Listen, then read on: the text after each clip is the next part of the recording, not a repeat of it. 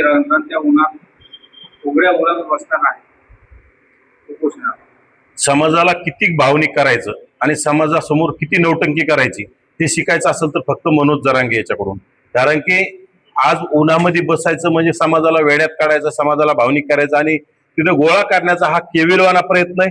सगळ्या महाराष्ट्रातील गोरगरीब मराठ्यांना सगळ्याला माहीत झालंय मनोज जरांगे हा सेटलमेंट योद्धा आहे आणि हे सगळं सेटलमेंट करण्यासाठी चाललेला खटाटोपे, बाकी काही नाही. गोरगरीब मराठ्यांना काय मिळालं गेल्या अनेक दिवसापासून ते आरक्षणाच्या मुद्द्यावर उपोषण वाशीला जाऊन आला, मुंबईला आझाद मैदानहून जाऊन आला. त्यांनी काय दिलं?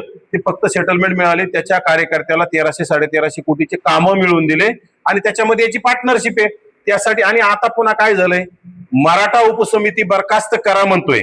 मराठा उपसमिती बरखास्त करा म्हणजे काय? विखे पाटील आता 1300-1350 विखे पाटलांनी माझ्या मते 900-950 कोटीचं काम दिलं. काही दुसऱ्या मंत्र्यांची टोटल 1300-1350 कोटी. मग विखे पाटलांनी आता 900-950 कोटीचं काम दिल्याच्या नंतर पुन्हा मागत असतील ते देणार कुठून?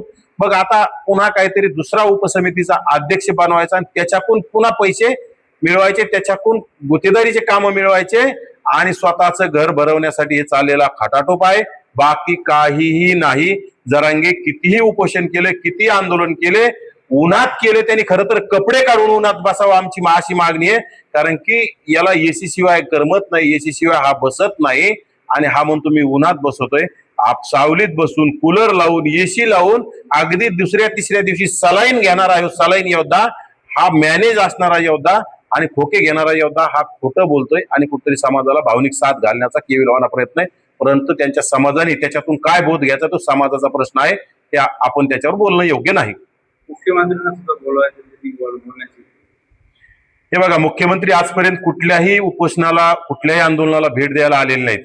हा काय कुठतरी म्हणजे मोठा लागून गेलेला नाही किंवा मुख्यमंत्र्यांनी त्याच्याकडे यायला मुख्यमंत्र्याला पुन्हा एक खाल आणि याची भाषा भारी ना मुख्यमंत्र्याला फार खालच्या स्तराचं बोलण्याचं. जे शिष्टमंडळ याच्याकडे आजपर्यंत आलंय ते शिष्टमंडळ याच्याकडे पुन्हा येत नाही. कारण की हे फक्त शिष्टमंडळ आलं, खोके घेऊन सेटलमेंट करायचं आणि पुन्हा काही नाही मिळत झाला की मग समाजाला भावनिक करण्यासाठी सांगायचं किंवा शिष्टमंडळाला शिव्या द्यायच्या. परंतु अगोदरच खोके घेतलेले असल्यामुळं पुन्हा त्यांना काही शिल्लक बोलता येत नाही. परंतु आता हे फक्त नौटंकी बहादर आहे. उपोषणावर उपोषण, आता शेवटचं उपोषण म्हणून आता कितवं उपोषण आहे ते समाजानेच आता त्याला विचारलं पाहिजे. आता शेवटची लढाई आहे, शेवटची लढाई म्हणून किती लढाया करायच्या हे समाजाने त्याला विचारलं पाहिजे.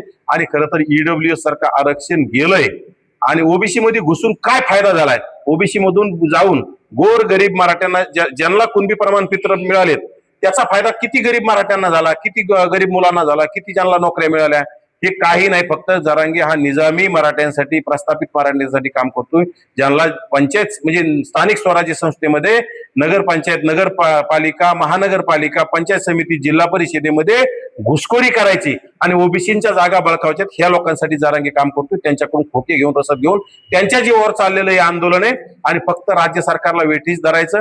आणि जे डॉक्टर बाबासाहेब आंबेडकरांच्या संविधानात बसतच नाही, ते विहिरीतच नाही तर पोऱ्यात कुठून येईल अशी परिस्थिती असताना चुकीच्या मागण्या करायच्या, ते कोणीही त्याच्या मान्य करू शकत नाही. तो उन्हात काय कपडे काढून जरी उन्हात बसला तरी सुद्धा त्याचं मागण्या मान्य होणार नाहीत.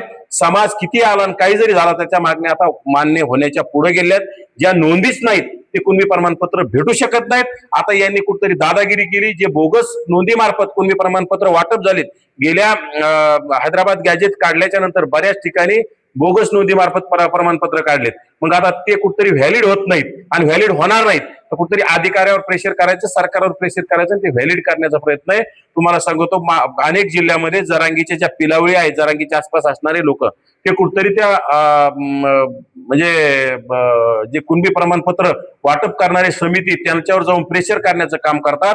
जिथे लोकांनी तक्रारी केल्यात तिथे जाऊन दादागिरी करण्याचं काम करतात. हे अनेक ठिकाणी उघड झाले आणि येणाऱ्या काळात असे बोगस प्रमाणपत्र वाटप झाले आम्ही उघड करत राहू आणि न्यायालयात आम्ही दाद मागणार आहोत. अधिकाऱ्यावर सुद्धा कारवाई झाल्या पाहिजे आणि ज्यांनी प्रमाणपत्र काढले त्यांच्यावर सुद्धा कारवाई झाल्या पाहिजे.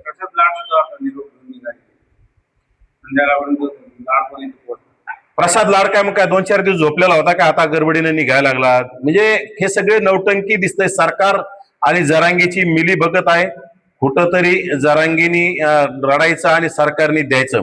हे सगळं नाटक चाललेलं आहे, बाकी काही नाही. याच्यापेक्षा काही होणार नाही. सरकार याला काही देऊ शकत नाही. फक्त सरकार याला खोके देऊ शकतं, सरकार याला रसद देऊ शकतं आणि जरांगीला तेच हवंय. जरांगे गोरगरीब मराठ्यांसाठी काम करत नाही, आम्ही वेळोवेळी सांगत आलोय आणि त्याच्यातून ते तुम्हाला येणाऱ्या काळात सिद्ध होईल. आता त्यांनी मगाशी पत्रकार परिषद घेतली, त्यामध्ये म्हटलं की जे मराठा समाजाचे आमदार, खासदार, मंत्री आहेत त्यांनी मुख्यमंत्री देवेंद्र फडणवीस यांना वेगळीच धरून मराठा आरक्षण खेचून आणलं. त्यावर काय वाटतं? याआधी बी तो बोलला, अनेक मराठा आमदार मंत्री बोलले, जे देता येतं ते दिलंय. परंतु जर असंविधानिक मागण्या आमदार करत असतील तर ते आमदार काय फक्त मराठ्यांच्या जीवावर निवडून आलेले नाहीत, त्यांना ओबीसीचे मतं लागतात ना. कारण की ओबीसीच्या ताटातलं जर कोणी वरबडून घेत असेल तर ओबीसी स्वस्त बसणार नाही. जर तुम्ही ओबीसीवर अन्याय करण्याची भाषा जर हे आमदार सभागृहात बोलत असतील आणि सरसगट मराठ्यांचंच भलं करा आणि ओबीसीचं वाटोळ करा, हे जर एखादे आमदार बोलत असतात तर नक्कीच ते आमच्या हिट लिस्टवर राहतील आणि येणाऱ्या काळात त्यांना घराचा रस्ता दाखवण्याचं आम्ही काम करू.